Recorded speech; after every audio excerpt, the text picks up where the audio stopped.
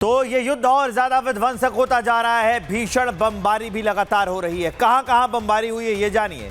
Tehran में बमबारी हुई, इस्फहान में बमबारी हुई, कोम में, कराज में, हर जगह पर यह भीषण बमबारी हो रही है। इसके अलावा ड्रोन से भी हमला हो रहा है। बहरीन पर ड्रोन से हमला हुआ, कराज में बमबारी हुई और ड्रोन हमला यूएई का था। ये बड़ी बड़ी अपडेट्स हैं महायुद्ध से जुड़ी हुई जो हम आपको बता रहे हैं। और कुवैत एयरपोर्ट पर भी, सऊदी एयरपोर्ट पर भी, बहरीन और यूएई के एयरपोर्ट पर भी उसी के पास धमाके सुने गए जिससे यात्रियों में हलचल मच गई। इस पर एक रिपोर्ट आपको दिखाते हैं।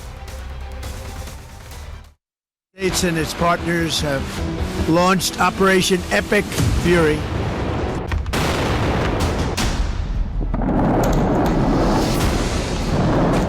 We've wiped out most of their missiles. You see, the missiles aren't coming much anymore.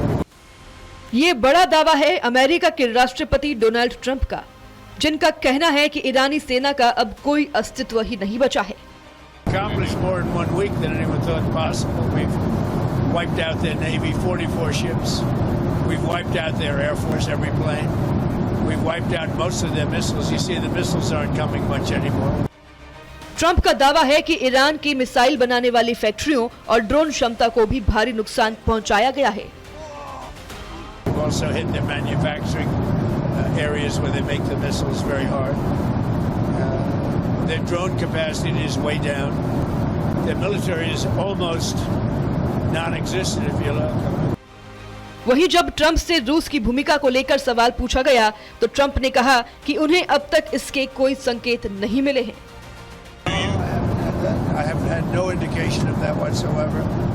If they are, they're not doing a very good job because Iran is not doing too well. तो वहीं Donald Trump ने truth social पर लिखा, Iran अपने पड़ोसी देशों के सामने झुक गया है।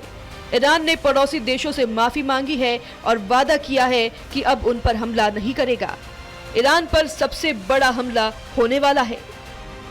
इधर इजराइल के प्रधानमंत्री बेन्यामिन नेतन्याहू ने सीधे ईरान के जनता को संबोधित करते हुए बड़ा संदेश दे दिया है। ועבורכם כבר עשרות שנים. רגע האמת מתקרב, כי איננו מבקשים לחלק את איראן. אנחנו מבקשים לשחרר את איראן. इधर इजरायली सेना यानी इजराइल डिफेंस फोर्सेस ने दावा किया है कि अब तक ईरान में करीब 3,400 हवाई हमले किए जा चुके हैं।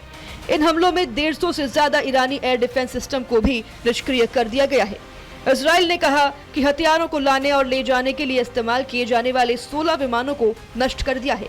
तेहरान के मेहराबाद हवाई अड्डे पर हमला करके तबाह कर दिया गया, जिसका इस्तेमाल ईरान समर्थित हिजबुल्लाह और हुती तक हथियार पहुंचाने के लिए किया जाता था। इजरायली सेना का कहना है कि अब अभियान के अगले चरण में ईरान के मुख्य सैन्य और उत्पादन ठिकानों को निशाना बनाया जाएगा।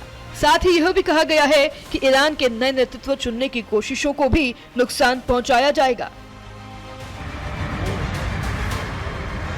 कुल मिलाकर एक तरफ अमेरिकी राष्ट्रपति डोनाल्ड ट्रंप ईरान की सैन्य ताकत को लगभग खत्म कर देने का दावा कर रहे हैं, तो दूसरी ओर इजराइल के प्रधानमंत्री बेन्यामिन नेतन्याहू ईरान की जनता को सीधे संदेश दे रही हैं। लगातार हमले, कड़ी चेतावनियां और बढ़ती बयानबाजी इस बात का संकेत दे रही है कि मिडिल ईस्ट का ये संघर्ष अभी और लंबा और खतरनाक हो सकता है।